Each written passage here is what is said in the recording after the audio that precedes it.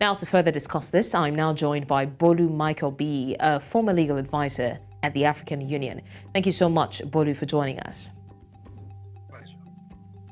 All right, Bolu, speaking of the development, the United Nations has said that Israel's evacuation order for Gazans to leave amid an expected military attack could amount to a forcible transfer of civilians and be in breach of international law. What do you make of this?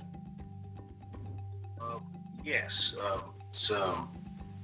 it's possible for Israel to be culpable, of the forcible transfer of civilian population, because under humanitarian law, international humanitarian law, specifically customary international humanitarian law, Rule 129A says that parties in an international armed conflict cannot deport or forcibly transfer civilian populations in an occupied territory in whole or in part, except the security of the civilian population is concerned or for imperative military reasons.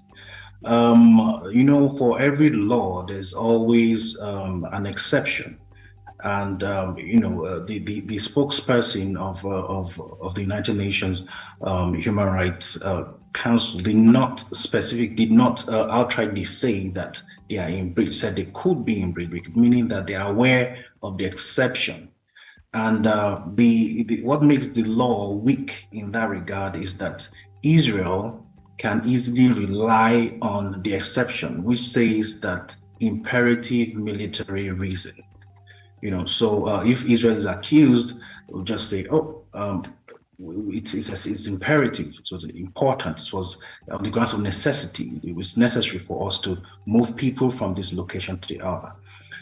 So that's where the law is weak. But yes, under international law, Israel could be culpable of a crime against humanity. The forcible transfer of civilian population, forcible displacement is a crime against humanity. All right, Bolu, thank you for that. Also, Israel has asked the U.S. for a fresh $10 billion emergency aid to help their cause in the ongoing conflict. How exactly does the U.S. support for Israel shape the regional dynamics and, of course, the relationships with neighboring countries?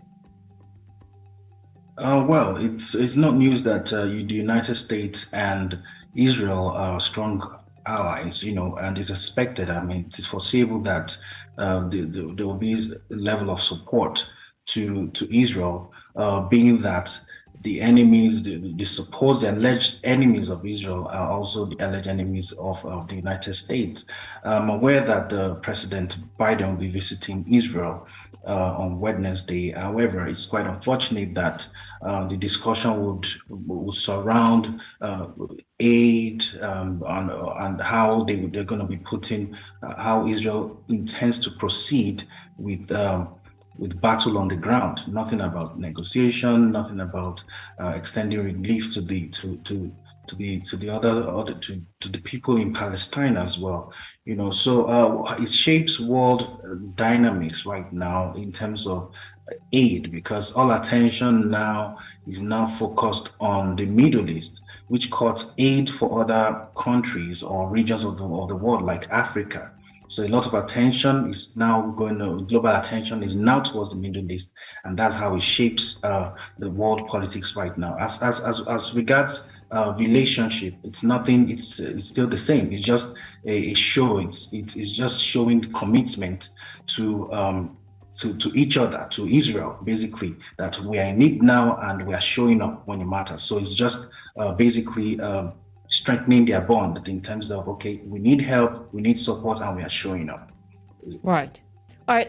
And personally, would you say that you can foresee any prospects for advancing a lasting solution to the Israeli-Palestinian conflict? Yes, everything will start with a ceasefire, and for citizen engagement, people around the world to advocate for peace and negotiation between Israel and Palestine. We are beginning to see that, all over the world, protests here and there, and petitions being signed.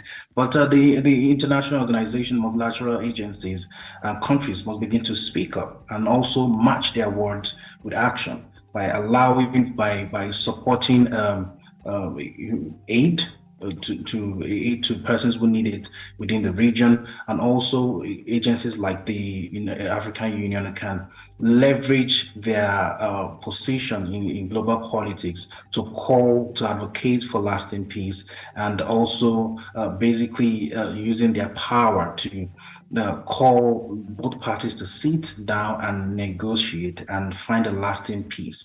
But they should call for immediate ceasefire so that more civilians' lives will not be lost. All right. Thank you so much, Bolu, for joining us on the news to discuss this. It's my pleasure. Thank you.